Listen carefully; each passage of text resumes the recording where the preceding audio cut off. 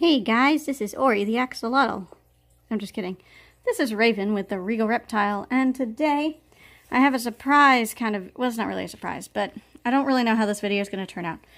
So I thought I'd start off with something super cute and feed Ori, the axolotl, and then we'll go into the bug room and check on our superworms because I think I have some new beetles. Are you ready for food, Ori? Are you ready for food? Let's see if she can handle this guy. Oop, I dropped it. Sorry about the camera work, guys.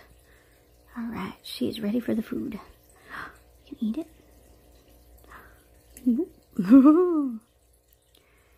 There we go.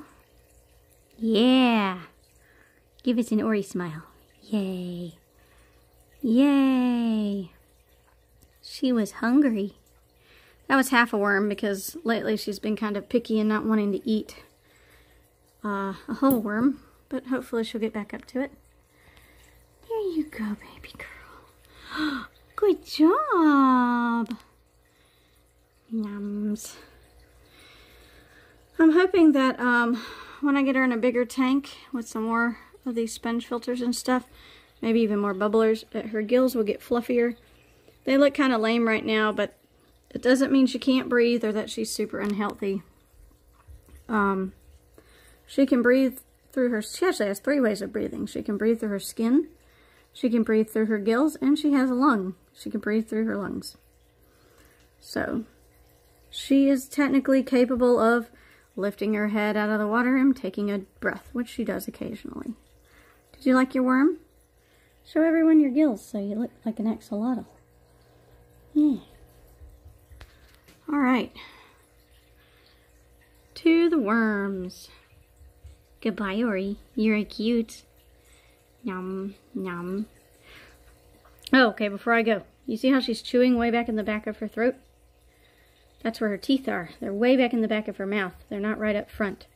Which is why when she snaps open her mouth and draws in a bunch of water, kind of like a little vacuum cleaner, she sucks her food and her water way back in the back of her throat so that she can chew the food up with her teeth, which are back there somewhere. So yeah, that was kind of cool. Alright, now let's go check on the superworms. Welcome to the bug corner. First we're going to feed the roaches and the worms, and we're going to make sure there's nice fresh food in the beetle bin for the superworm beetles so that the new beetles will have plenty of food. Alright, so our dubia roaches, they're going to get some vitamin C, some, like half an orange, and they're also going to get some shredded squash. They love this stuff. A little bit more shredded squash.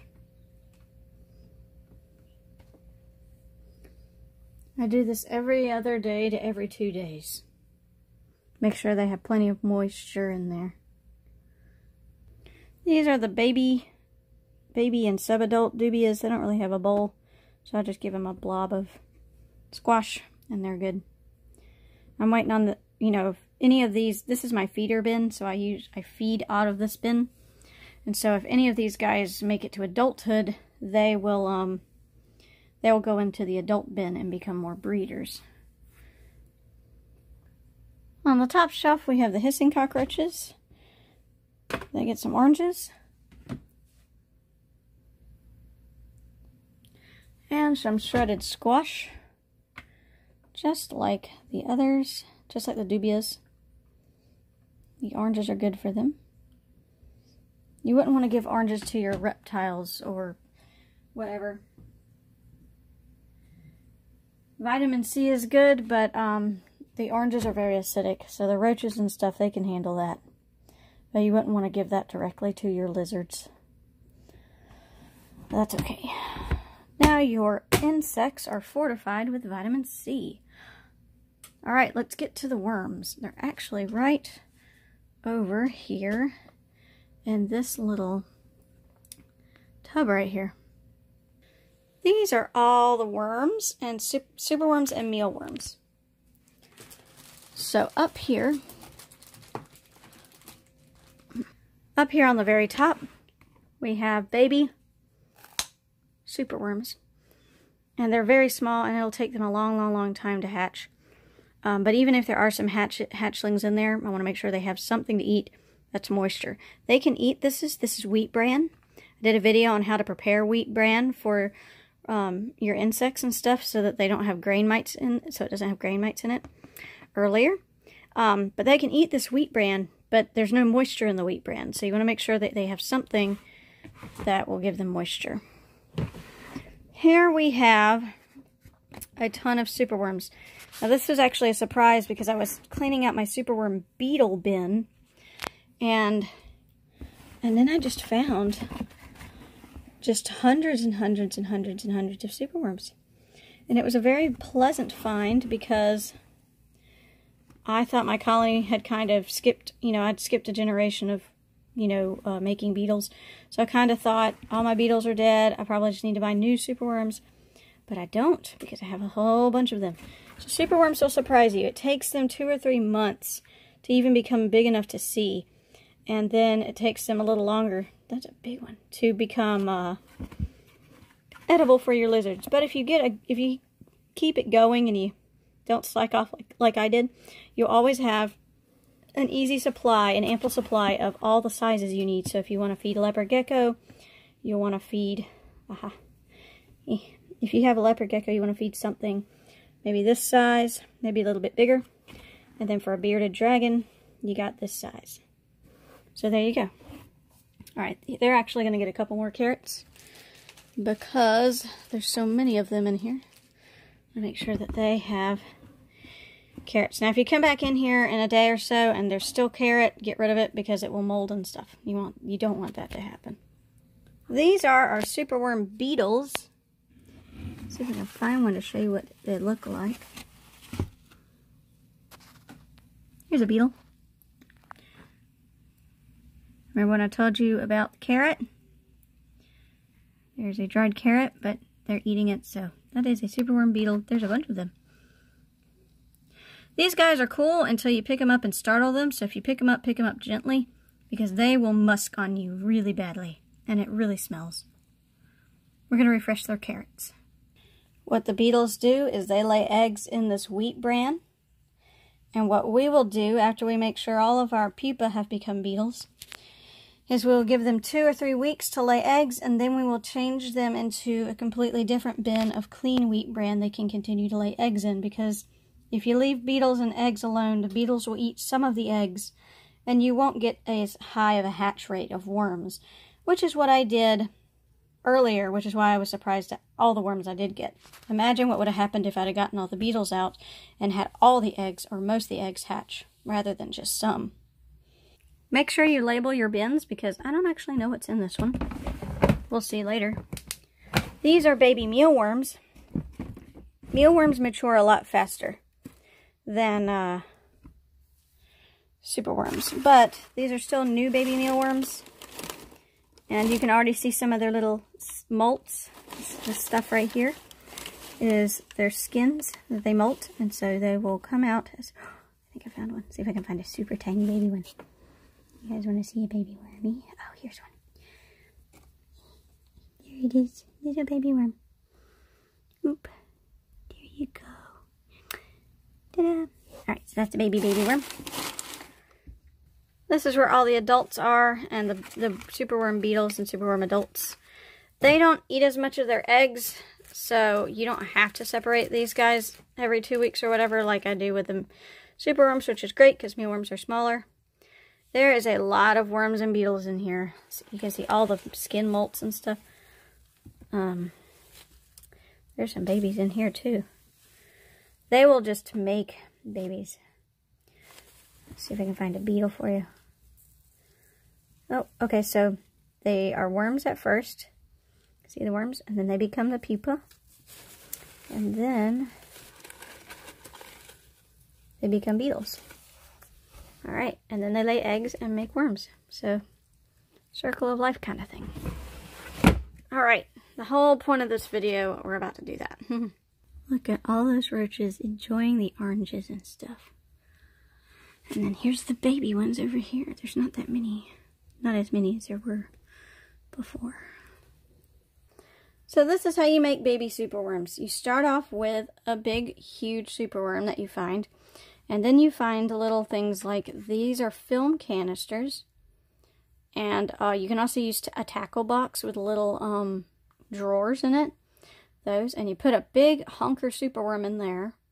Okay. And you let it sit for like 10 days to 2 weeks. All right.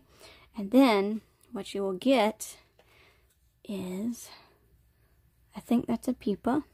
Is it? Yep, this is a pupa. So you will get something. The worm will curl into the letter C shape. And then you will get this guy. That is a pupa. Alright. Woohoo. And they actually can move around and they're spiky, so they'll kind of poke you.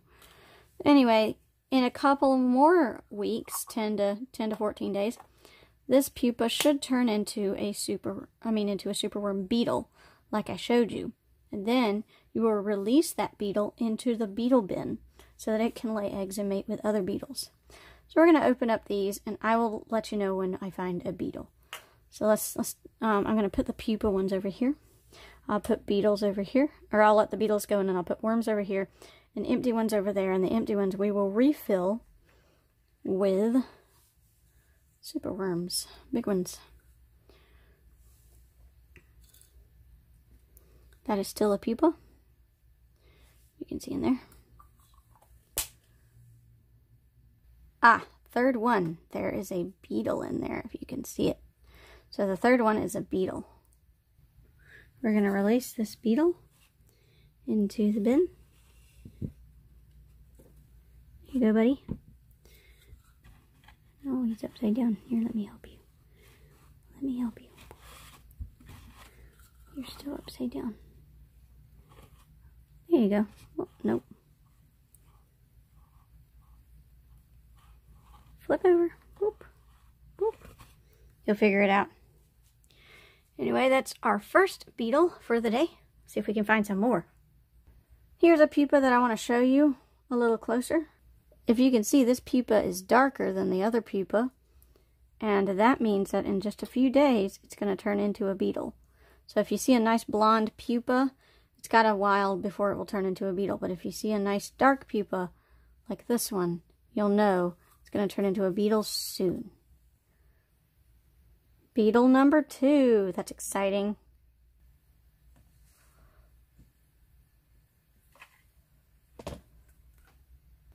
Beetle number 3. Beetle number 4. Oh my goodness, beetle number 5. Beetle number 6.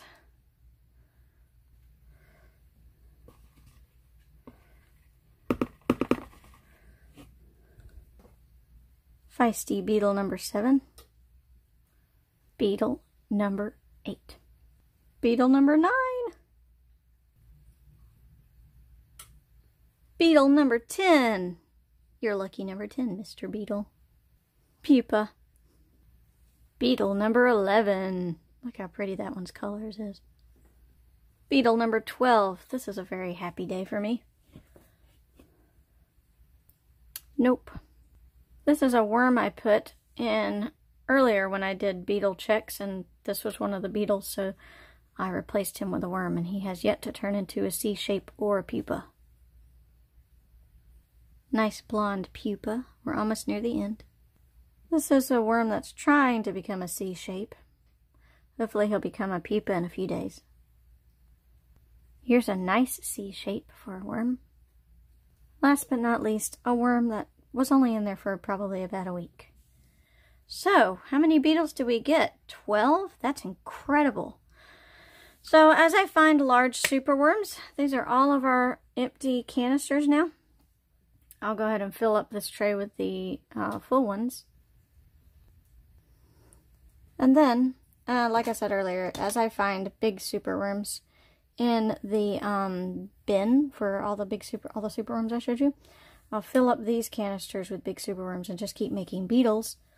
And as I said before, every 2 to 3 weeks, I will start. I'll start shifting out the beetles and putting them in new wheat bran so that their eggs can have a chance to hatch in a few months. And yeah, wow, that was a lot of beetles. Very proud of how all that turned out. Oh, that's exciting.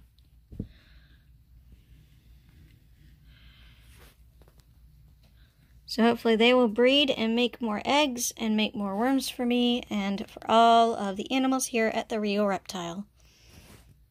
I hope you guys enjoyed this video. It's kind of slow and just, you know, chill today. Happy Tuesday. If you guys like these kinds of videos on how to breed your own insects and stuff and your own food.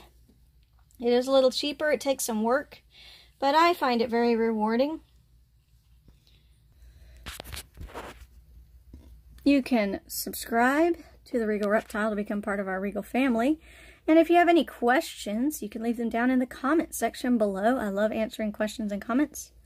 I think it's great to interact with you guys. And if you have a friend who wants to know how to breed superworms, you can share this video with them, or who just likes surprises or watching weird videos. Stay safe out there, everybody, and I hope you have a fabulous rest of your week. Check them out, man. They're so stripy. Only the males really look like roaches. The females look like big roly-polies. There's a male and a female. They're all eating their foods. See y'all.